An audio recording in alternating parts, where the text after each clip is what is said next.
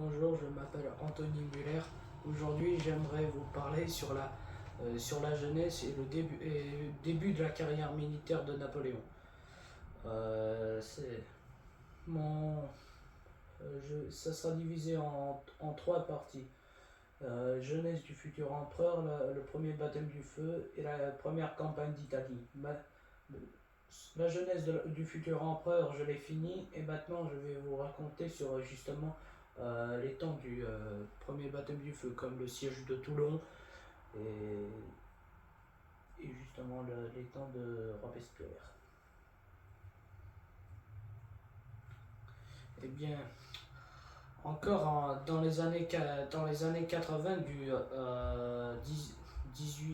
18e siècle, dans les années 80 justement, il a surtout dans un rôle très important à jouer justement les lectures très libérales et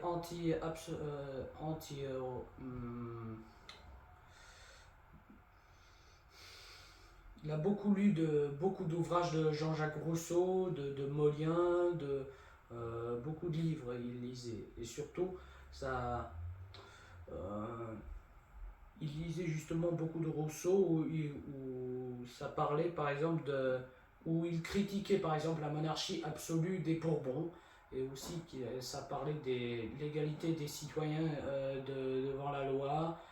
Justement, ça parlait de la liberté et de tous ces idéaux que Napoléon leur serait fidèle. En même temps que justement dans les livres de Jean-Jacques Rousseau, ça parlait aussi de l'indépendance de sa patrie, la Corse. Et Napoléon justement voulait libérer la Corse de la domination française, mais il voulait justement pas faire une monarchie absolue dans sa patrie dès que la Corse serait indépendante, mais elle voulait il voulait que la Corse devienne une république libérale avec l'égalité des citoyens devant la loi et la liberté de la presse, évidemment, du mot et des assemblées, etc. Et souvent, en 1785, quand son père est mort, Charles Bonaparte, il était obligé comment dire, de maintenant s'occuper de toute sa famille. Il avait quand même six frères et sœurs en Corse et sa mère pouvait pas les nourrir et s'en occuper tout seul. Alors Napoléon, il fallait leur envoie de l'argent, il fallait qu'il les rend visite. Avec ça, il leur envoyait de l'argent avec sa solde dans son régiment d'artillerie. C'était vraiment compliqué pour lui. Il fallait qu'il occupe de sa famille. Justement, sa solde n'était pas non plus vraiment immense et vraiment à cause de cette misère et justement ces ouvrages de Rousseau, il détestait la monarchie. Quand l'a écrit l'historien Jean Tullard, que encore avant Robespierre et Danton, Napoléon était républicain déjà. Et justement en 1789, quand la révolution a éclaté en France, lui pendant ce temps-là, il était en Corse. Et il espérait beaucoup refaire reconstruire l'indépendance de la Corse à la tête de son héros Pascal Paoli, l'héros justement de la guerre franco-corse où il y avait eu en 1769 des affrontements contre l'envahisseur français. Mais Pascal Paoli ne faisait pas confiance au Bonaparte parce que c'était les fils du collaborateur français. Parce qu'au début, quand il a échoué avec la guerre contre les Français en 1769, il est émigré en Angleterre. Charles Bonaparte l'a trahi et il a décidé de maintenant collaborer avec les Français. Et du coup, il a considéré ça comme une trahison, Paoli. Donc il voulait pas s'approcher maintenant des Bonaparte, il les considérait comme des traîtres, etc., des francophiles. Mais ça n'empêchait pas Napoléon d'admirer son héros national, son, euh, son héros d'enfance et tout. C'était un génie pour lui. Eh bien, en 1793, en janvier 1793, Louis XVI est guillotiné. Et du coup, toutes les monarchies européennes sont furieuses et déclarent la guerre à la France. Et se bâtit la première coalition anti-révolutionnaire qui éclate, dont fait partie l'Angleterre, l'Espagne, Naples, le Piémont et les autres petits États allemands, l'Autriche, la Prusse et tous ces pays ont massé leurs troupes contre les Français pour détruire la révolution et rétablir la monarchie. Et les révolutionnaires sont contraints de se battre sur plusieurs fronts, dans les Pyrénées, dans les Alpes, dans le Rhin, en Suisse, partout, quoi. Mais, et pendant ce temps-là, Bonaparte encore est en Corse. Le conflit entre les paolistes et les bonapartistes devient plus en plus grand. Et par exemple, le moment très important dans ce conflit entre les paolistes et les bonapartistes éclate quand Lucien Bonaparte, membre du club des Jacobins, accuse Paoli d'avoir négocié avec les Anglais de rendre la Corse justement aux Anglais. Et du coup, quand Paoli a appris ça, il a décidé de bannir les Bonaparte de la Corse, les faire fuir. À Ajaccio, ils ont détruit totalement la maison des Bonaparte, ils ont tout volé, violé, etc. Et ils étaient en juin 1793, ils étaient obligés de quitter la Corse à jamais, pour toujours. Ils se sont installés ensuite à Marseille. Et Bonaparte, maintenant, il se considérait plus comme un Corse. Et il se prenait jusqu'à la fin de sa vie comme un Français. Et du coup, quand il arrive à Marseille avec sa famille, il essaie de se trouver un commandement, un endroit où il pouvait faire une fortune, de la gloire un peu. Eh bien, en 1793, à Toulon éclate une révolte fédéraliste et royaliste dont ces révoltés ont décidé de rendre justement la forteresse de Toulon aux Anglais et à la flotte anglaise napolitaine et espagnole. Et ben là-bas, ils ont envoyé une armée pour prendre cette forteresse. C'était l'armée du général Carto qui pacifiait la révolte de la province, qui avait été très royaliste, comme là aussi la Vendée. Elle a repris cette armée Marseille, puis elle s'est précipitée sur Toulon. Et Bonaparte a fait membre et il était il commandait l'artillerie pendant ce temps-là de cette armée, parce que l'autre génie de l'artillerie était blessé, Dorme. Ici, c'est la carte de Toulon. Et le plan de Bonaparte était tel de reprendre Toulon. C'était de reprendre ces deux forteresses, la Mulgrave et l'Aiguillette, reprendre ces forteresses et forcer les Anglais justement de se replier de Toulon, du port de Toulon et de les fuir. Parce que ici, si on se concentrait juste à reprendre le Toulon d'ici, et ici, ça serait très coûteux en hommes et en matériel. Alors, Bonaparte a proposé ce plan-là, mais Carto, lui, il ne connaissait pas justement le génie, la stratégie militaire. Il n'était pas d'accord avec ça. Il n'a pas accepté ce plan. Lui, c'était quand même un bon soldat. Il n'avait aucune expérience militaire. C'était un peintre de Louis XVI, lui. Alors, euh, les commissaires justement politiques de la Convention à Toulon, avec Augustin de Robespierre en tête, avec le frère de l'incorruptible, ils ont accepté le plan de Bonaparte et ils ont décidé de changer le commandant de cette armée qui devrait reprendre Toulon. Ensuite, à la place du peintre, c'était un chirurgien, lui qui aussi, il n'avait pas d'expérience militaire, alors on l'a changé aussi. Et après, enfin, il y avait un bon général qui a accepté le plan de Bonaparte. Et il a donné l'ordre le 17 décembre 1793, justement, a donné l'ordre d'un assaut général de ces forts justement de Mulgrave et de l'Aiguillette.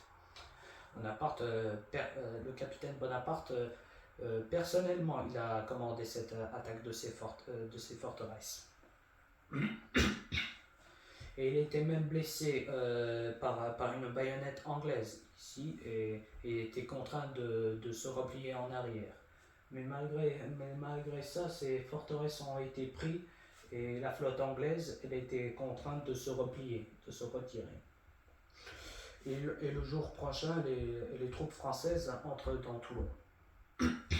Grâce à cette première victoire de Bonaparte, le 22 décembre 1793, Napoléon reçoit des commissaires de la Convention la nomination de général de brigade. Il est nommé commandant l'artillerie de l'armée d'Italie, qu'elle devrait justement fixer l'armée piémontaise et autrichienne là-bas. Dans les années justement 1793 et jusqu'au juin 1794, il faisait déjà ses premiers projets de l'attaque sur l'Italie. Il en discutait donc avec le ministre de la guerre et avec les membres de la Convention, mais souvent ils rejetait leur projet parce qu'ils pensaient que le coup décisif qu'ils donneront à l'Autriche, ce sera justement l'attaque par le Rhin, par l'Allemagne.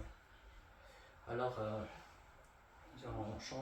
ils ont ignoré les plans de Bonaparte, mais Augustin de Robespierre, pour lui, heureusement, il était favorable à ces plans. Ils étaient même amis ensemble. Et pendant que le 9 Thermidor, du calendrier révolutionnaire, le 27 juillet 1794, sous ordre de Augustin de Robespierre, il a envoyé Bonaparte pour une mission diplomatique dans la République de Gênes. Pendant ce temps-là, Robespierre est aboli avec ses complices, avec ses partisans et guillotiné le jour plus tard avec son frère, dont Augustin de Robespierre. Et du coup, justement, les Thermidoriens, ces conspirateurs qui ont aboli l'incorruptible, ont créé un nouveau gouvernement, la Convention Thermidorienne, ce qu'on a appelé. Et, on a décidé d'arrêter tous les généraux robespierristes, tous ses complices, de les envoyer en prison ou les faire guillotiner. Quand Bonaparte revient de sa mission diplomatique, il a été justement arrêté et pendant 2 semaines, il était dans sa prison à Antibes. Après, certes, on l'a libéré, mais il n'avait aucun commandement suprême. Il était sans aucun boulot, en général sans aucune disposition. Et le truc marrant, que cette chute de Robespierre à Joséphine, la future femme de Napoléon, ça a donné la liberté.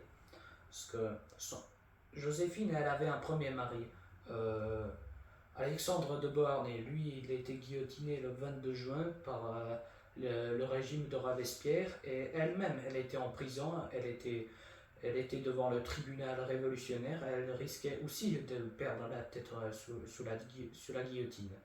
Mais la chute de Robespierre, justement, l'a sauvé de la vie et lui a donné la liberté.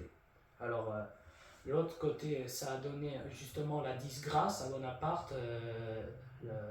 la fin de sa gloire et tout ça, et la prison, et à Joséphine, ça a donné la liberté. Alors, justement, aucun commandement suprême a duré jusqu'en octobre 1795, où il y avait un complot royaliste qui menaçait la Convention thermidorienne.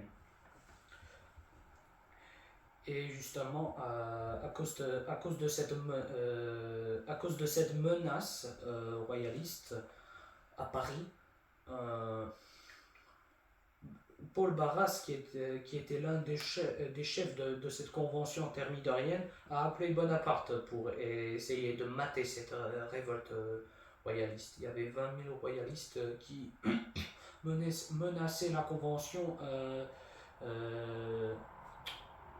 là où a rassemblé la convention, au palais des Tuileries. Là-bas, voulait arrêter les députés et rétablir la monarchie avec Louis XVIII en tête. Et pendant ce temps-là, la garnison de Paris comptait que 4000 hommes. Alors c'était trop peu pour arrêter cette menace. Alors il y avait encore pas, ils n'avaient pas de canon, pas d'artillerie.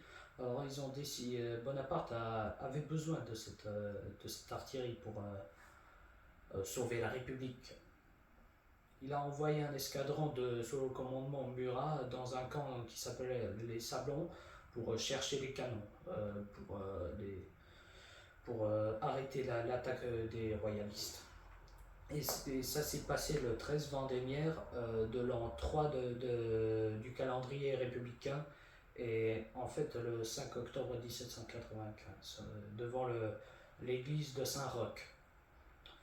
Les royalistes ont échoué. Il y avait les pertes de leur côté, c'était 300 gens de leur côté, et du coup la République a été sauvée.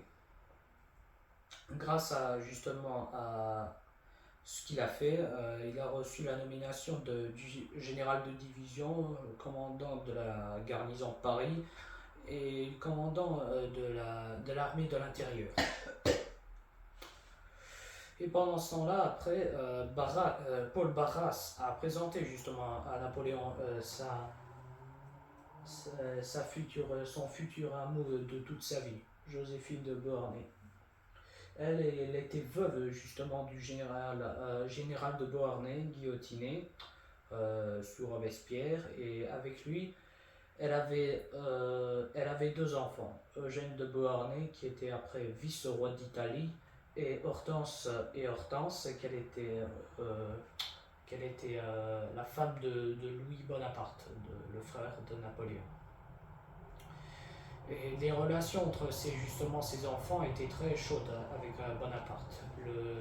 Eugène, qui avait 12 ans, a demandé à Bonaparte de lui rendre le sabre de son père. Et lui, il a fait ça. Il a fait ce qu'il a voulu désirer Eugène.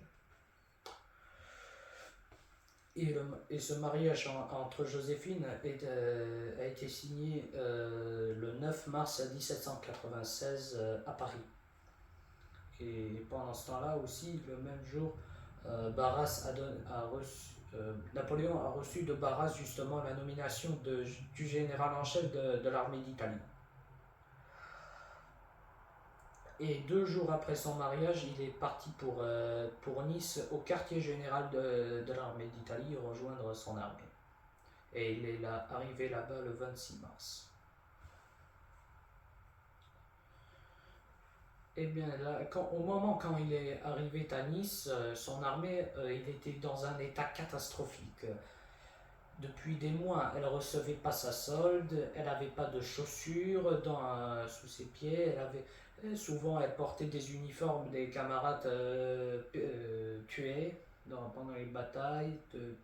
Ils étaient mal nourris, mal payés, et en plus ils avaient un ennemi en face supérieur en nombre.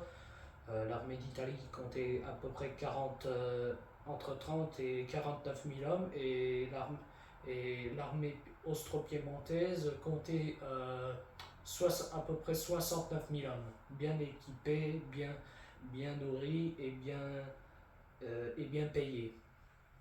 Mais par contre, il y avait des défauts entre ces deux armées.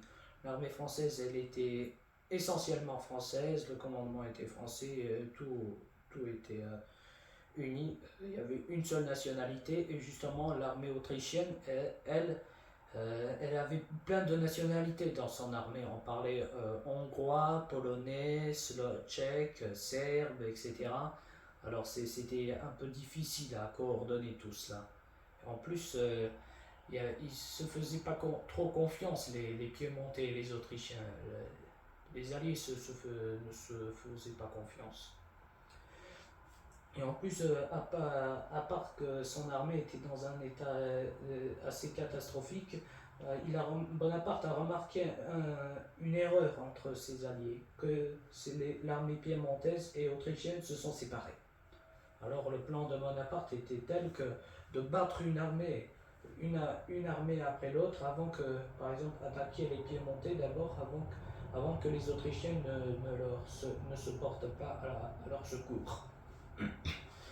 Et justement, le 12 avril de 1796, il a remporté sa première victoire sur les Autrichiens à Montenotte. En plus, après le jour après, à Milesino a battu les Sardes, et le jour prochain encore, il a battu à Dego les Autrichiens. Les Autrichiens se sont repliés vers Alexandrie, et ils ont laissé leurs alliés piémontais seuls face à l'armée française. Et les Sardes, ils sont définitivement battus le 21 avril 1796 à Mondovi, et 7 jours plus tard, ils étaient contraints de demander à Ceraso un armistice. Bonaparte, quand il négociait avec les pays qu'il a vaincus, il n'écoutait pas les instructions du gouvernement, du directoire. C'est lui seul qui a imposé des contributions de guerre, c'est lui qui demandait de rendre de telles forteresses, de rendre par exemple, des arts, par exemple des tableaux, de l'argent, tout. Et c'est ce qui a énervé le directoire, justement. C'est-à-dire que il s'énervait qu'il faisait tout seul. Tout. Il imposait les conditions de paix telles, et ça le mettait en colère. Et en plus, ils sont surpris ils sont surpris que l'armée d'Italie, ils savaient pas que l'armée d'Italie, en fait, c'est elle qu'elle va donner un coup décisif à l'Autriche. On pensait d'abord que l'armée d'Italie va fixer l'armée autrichienne et piémontaise en Italie, lorsque l'armée du Rhin et l'armée de la Sambre et Meuse attaqueront Vienne par l'Allemagne, par le Rhin. Mais en fait, tout cela c'était à l'envers. L'armée du Rhin, justement, c'est elle elle subissait des humiliantes défaites. Elle était obligée de rester, elle était contrainte de ne pas bouger sur la rive gauche du Rhin. Et c'est l'armée d'Italie en réalité, elle a remporté des victoires éclatantes sur les Autrichiens, et cette armée-là, c'était une menace réelle pour Vienne, pour la cour d'Autriche. Et après avoir battu le royaume de Sardaigne, il s'est maintenant précipité vers les Autrichiens et il les poursuivait. Et enfin, après des combats d'arrière-garde, il a rattrapé les Autrichiens à Lodi, le 10 mai, où il les a battus. En réalité, c'était encore que seulement l'arrière-garde de l'armée autrichienne. Et là-bas, Napoléon, vraiment, il s'est comporté vraiment comme les soldats l'appelaient le petit caporal. Pour ne pas dire, il se foutait que les boulets tombaient juste devant lui. Il s'inquiétait pas, il ne se mettait pas en arrière. Ses aides de camp le priaient de se mettre en arrière, mais lui, il les écoutait pas, il observait, il suivait le déroulement de la bataille. après la bataille de Lodi, et 5 jours plus tard, le 15 mai, Napoléon entre dans Milan. Il est acclamé par les Italiens comme leur libérateur. Les Italiens espéraient justement que l'arrivée des Français leur donnera l'indépendance, la liberté qui se débarrasseront de la domination justement autrichienne. Et par ces événements, quand les Autrichiens, l'Autriche était obligée de justement envoyer des troupes d'Allemagne justement en Italie pour arrêter les succès de Bonaparte. Et c'était l'armée de Wurmser qu'elle partait justement de l'Allemagne par le Tyrol et qu'elle attaquait justement par ce lac, l'armée de Bonaparte. Elle était encore une fois supérieure en nombre que l'armée de Bonaparte. Elle était bien équipée, bien payée, bien nourrie, mais ils ont commis une erreur tactique encore, que devant Bonaparte il ne faut surtout pas commettre. Ils ont encore séparé leurs troupes comme ça. Une armée de Kazidovitch marchait sur l'armée de Bonaparte par ce côté du lac de la Garda, et l'armée avec Wurmser en tête par ce côté du lac. Et Bonaparte justement en a profité pour battre d'abord l'armée de Kazidovitch et ensuite se précipiter vers l'armée de Wurmser. Donc le 2 août 1796 a battu l'armée de Kazidovitch à Lonato, et après 3 jours plus tard à Castiglione, on ne le voit pas malheureusement dans la carte, il a écrasé Wurmser à Castiglione. Et encore Napoléon fut victorieux. Le reste de l'armée de Wurmser qui s'est mis en retraite s'est enfermé dans la forteresse de Mantoue.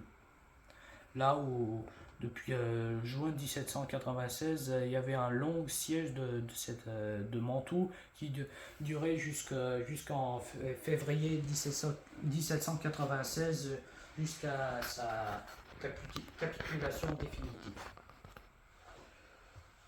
Et encore Bonaparte remporte des victoires sur victoires. Il veut justement politiquement en France faire raconter ses victoires. Par exemple, il publie et il écrit lui-même personnellement le courrier de l'armée d'Italie, ou par exemple le patriote français à Milan.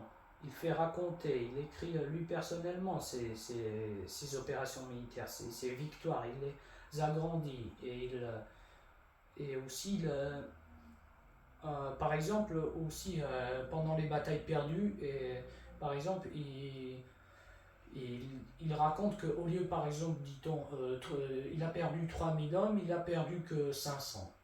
Et pourtant les Français, quand ils lisent ce journal, ils croient justement comment dire, à ces informations, oui.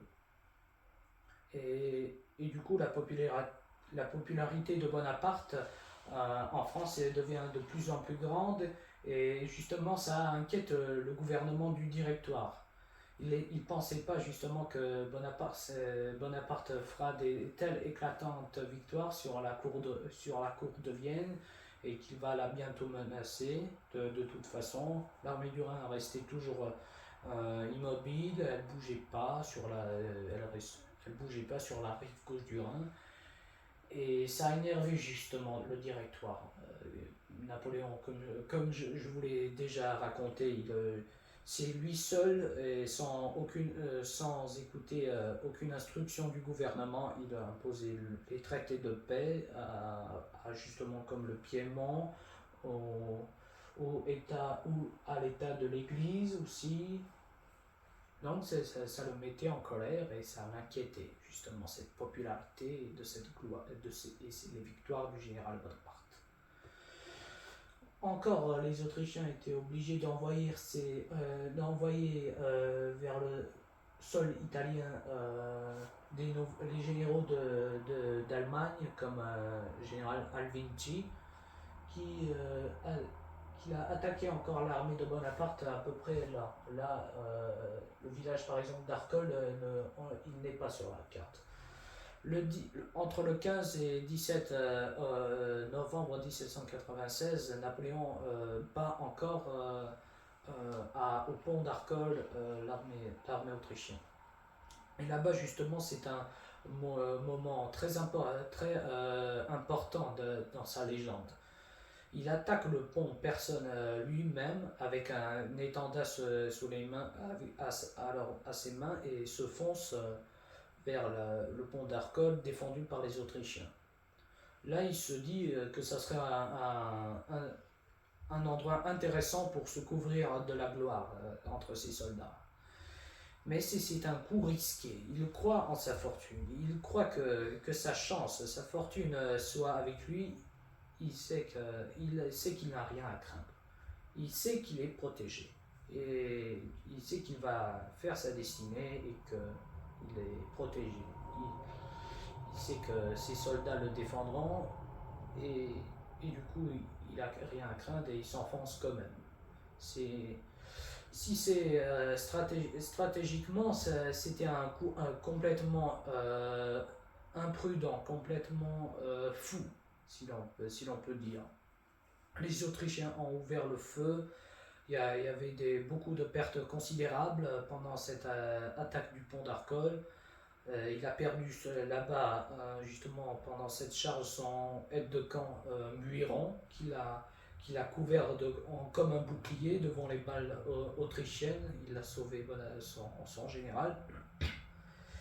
Et Bonaparte, pendant cette attaque du pont d'Arcole, il a glissé de ce pont et il est tombé dans la rivière.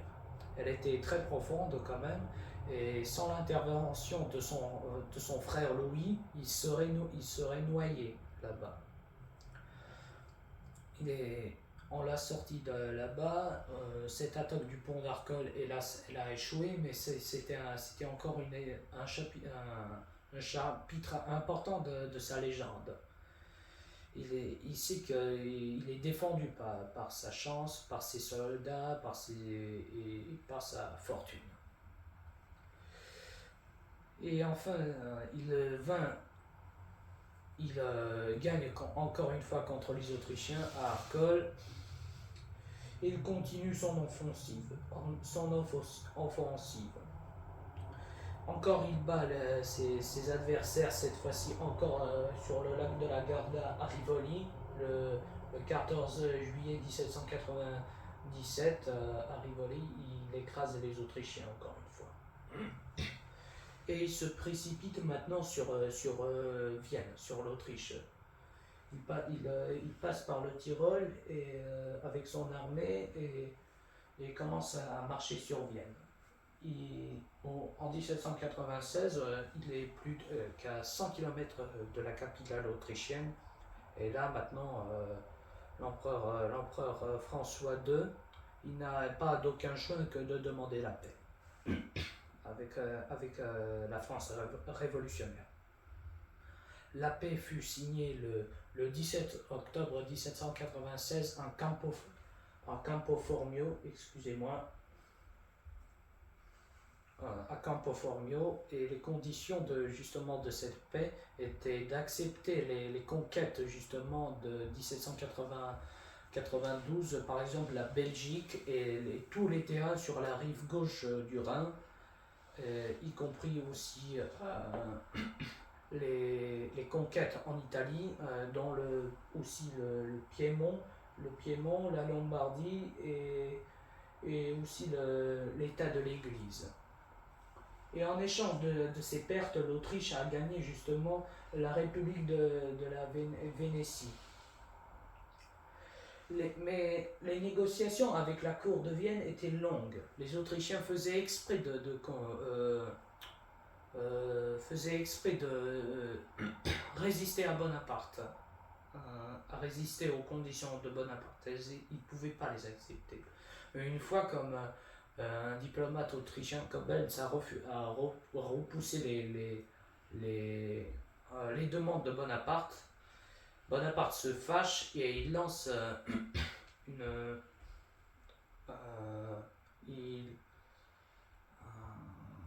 excusez-moi, qu'est-ce que c'est?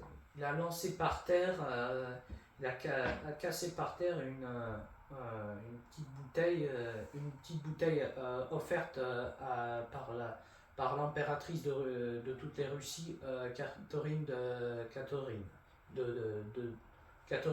la Grande, offert à ce diplomate, à ce souvenir.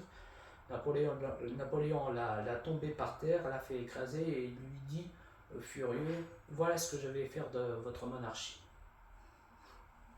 Et les Autrichiens, justement sous la pression du général, signent la paix, enfin, de Campo Formio. Merci beaucoup merci beaucoup